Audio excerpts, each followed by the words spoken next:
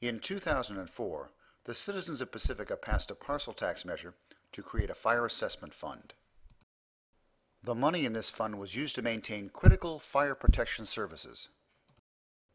For the past 5 years, the fund money has been spent appropriately, and our fire protection has been maintained at a high level. But the parcel tax measure has a sunset clause, which means that it will end on June 30th of this year. So now we're faced with the need to replace the parcel tax money, so we can keep our fire protection and other such essential services at the high level where we all want them to be. And so the important question is, what should we do?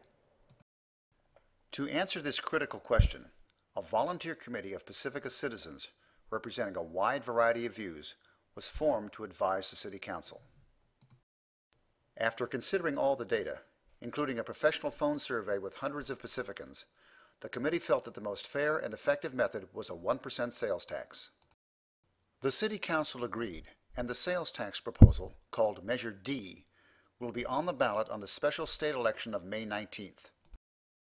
So let's take a deeper look at this and see exactly what the real numbers are and what it will mean for us in Pacifica. The annual parcel tax revenue was $1,036,000. It was paid for by property owners in Pacifica. The amount ranged from $75 for a single home parcel up to $500 for a multi-unit or business parcel, and there was no senior exemption. Pacifica is in San Mateo County, and our current county sales tax is 9.25%, or 9.25 cents per dollar.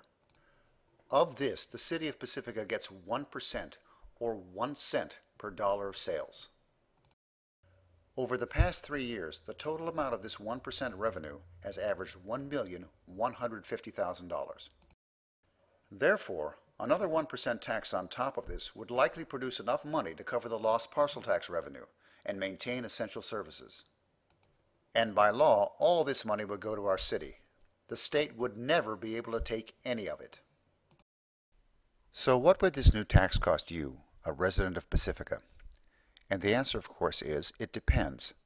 But if you're a property owner, you very likely would pay less than you do now. Here is an estimate. The sales tax will raise about $1 million. There are about 40,000 Pacificans. You divide those two numbers and you get $25 per person per year. According to an estimate by the Chamber of Commerce, about 25% of sales taxes are paid by people from out of town, so they'll cover part of it, lowering our cost to about $20 per person per year. This is just an estimate, of course, but I think you can see the point. The new tax shifts the burden from property owners to all Pacificans, and since we all benefit by increased fire protection, that's fair. In addition, other conditions were added to make the law even more fair and reasonable. Since it would not be good to tax essential items, food and prescription drugs are exempt from the tax. A citizens committee will oversee the law and make sure that the money is spent appropriately, as it has been in the past. And the law has its own sunset clause and will end after 7 years.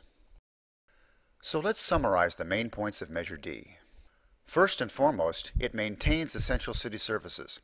That's the whole point. Secondly, it's our money. The state cannot get any of it.